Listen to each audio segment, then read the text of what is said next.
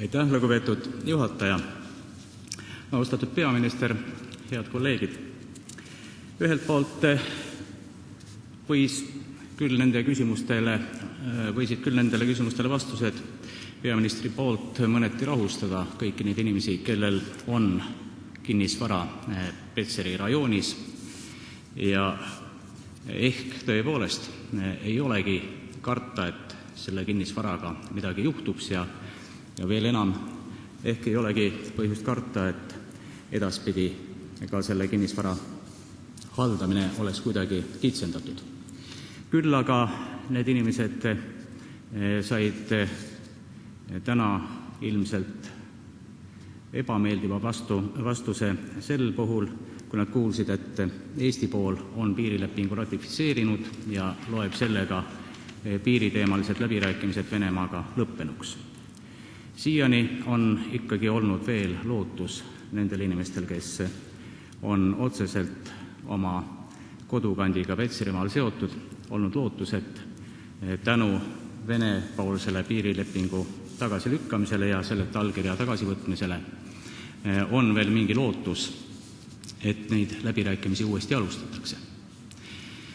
Võimalik, et see nii ka saab olema, kui ametisse tuleb järgmine Riigikogu ja järgmine valitsus. Aga hoopis tõsisem probleem ja praegu päevakajalisem probleem on nendel inimestel, kes tõesti veedavad praegu oma vanaduspõlve Petseri rajoonis.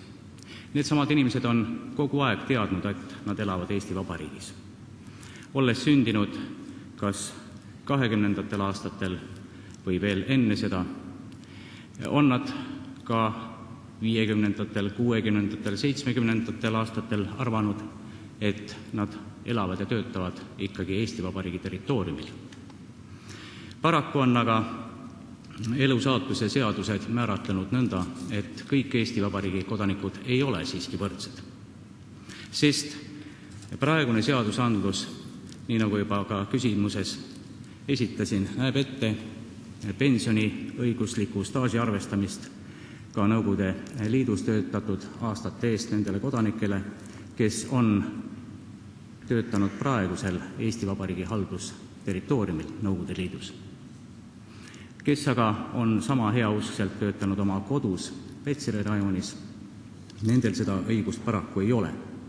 Ja vastavalt Eesti Vabariigi ja Vene Föderatsiooni vahelisele lepingule saavad nad taotleda eraldi pensioni aastate arvestamist vaid sel puhul, kui nad tulevad Eesti Vabariiki Vene Föderatsiooni kodanikena. See on naljakas küll, aga kui nad on Eesti Vabariigi kodanikud ja asuvad Eesti Vabariiki elama ja veetma oma pensionipõlve, siis nad saavad taotleda vaid sotsiaalhoolekande seaduse alusel sotsiaaltoetust kui välisriigist Eestisse elama asunud Eesti kodanik ja selle toetuse suurus on 2009 krooni kuus. Aitäh!